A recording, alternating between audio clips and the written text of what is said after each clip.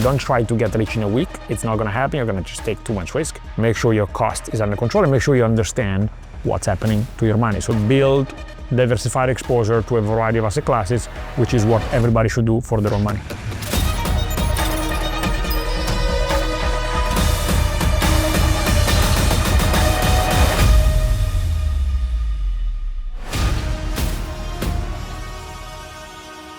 Michele Ferrario is co-founder and CEO of one of Asia's fastest growing fintechs, StashAway. In this episode, what is money today?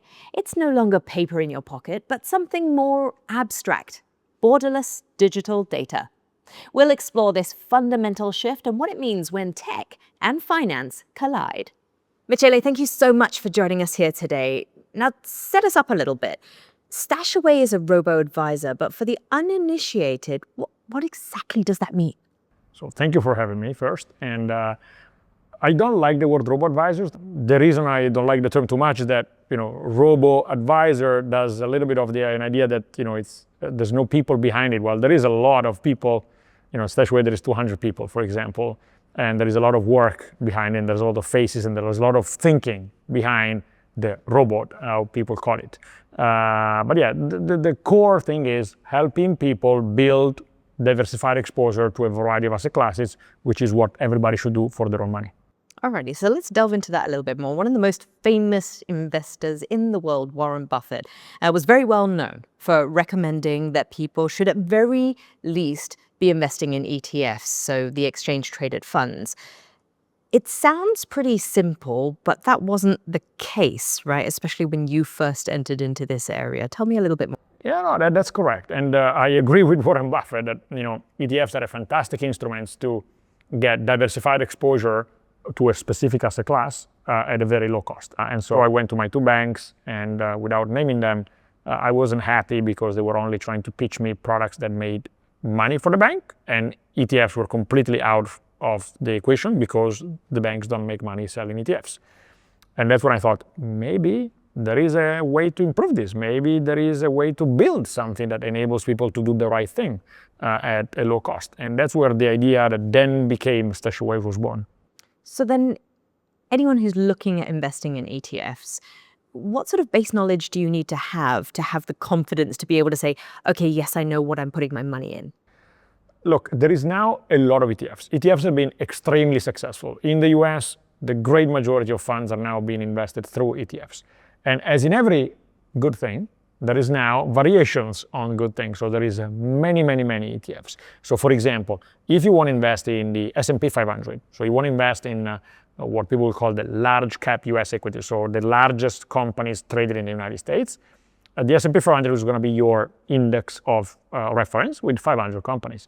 About 78% of ETF assets under management are currently in the United States, which makes the US the largest ETF market globally.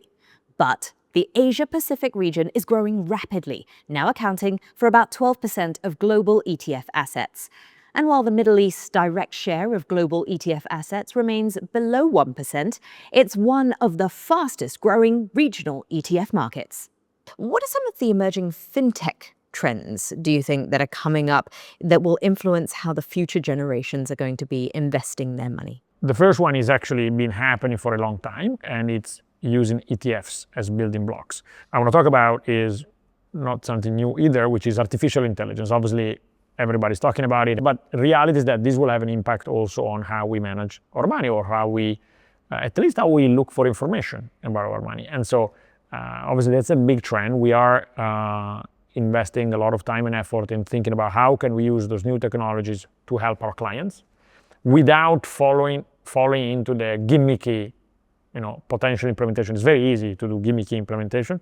What is not easy is to build something meaningful that enables you to really understand your money better, to make better decisions, to have better behaviors that makes you, wealthier over time just because you made smarter choices throughout the way. And I think AI, artificial intelligence, has the potential to really help everyone.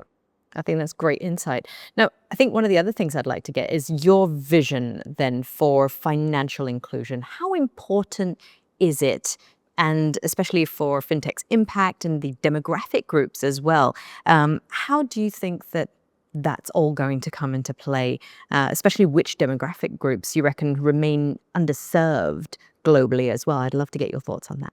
My perspective, when we started the company, I thought that our target market was people, anyone that has less than $2 million in financial wealth.